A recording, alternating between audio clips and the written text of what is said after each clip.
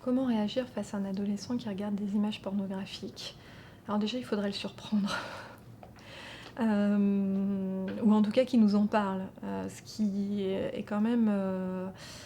rare parce que la sexualité est un tabou entre un adulte et un adolescent, hein, puisque l'adolescent essaye de se construire avec ça et qu'il y a quelque chose de la honte, hein, lié à la venue de la puberté, à cette transformation du corps et puis une nécessaire distance à prendre avec, ces adultes au risque, d'être dans un danger, hein, de séduction, malsaine, qu'on qualifie d'incestuelle ou incestueuse dans certains cas d'ailleurs,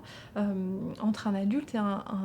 adolescent qui est encore un enfant, hein, dans cette sexualité-là, qui appréhende, qui commence à appréhender la sexualité comme un adulte. Alors, que faire, en tout cas, si, on soupçonne ou qu'on a surpris son ado avec ces images? Bien déjà,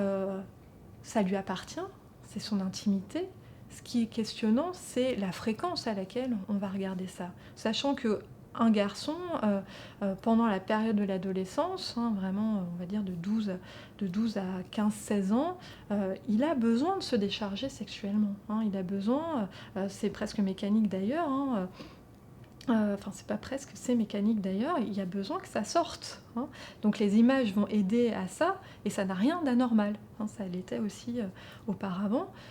Donc c'est préserver d'abord l'espace d'intimité, de son enfant, en lui disant que ça c'est son intimité et qu'il ne faut pas en abuser, mais surtout peut-être plus, heu, axer non pas sur les images pornographiques, mais sur l'éducation à une sexualité,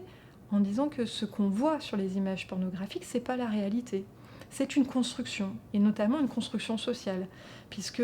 on y met une femme avec, certains attributs féminins qui ne sont pas forcément ceux de toutes les femmes, comme on y met un homme avec des attributs masculins qui ne sont pas ceux de tous les hommes, et qu'à partir de là, on scénarise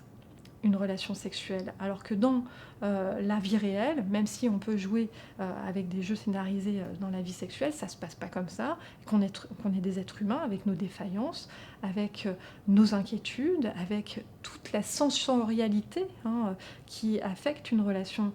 sexuelle et qui n'est absolument pas représentée ou très peu représentée dans le pornographique. En tout cas dans le cyberpornographique comme on le voit, c'est-à-dire du tout venant, fait par tous et tout le monde euh, dans la sphère virtuelle. Donc c'est plutôt éduquer, on dirait, à la sexualité avec toujours une suffisamment bonne distance pour ne pas être intrusif dans cette découverte de la sexualité de l'adolescent.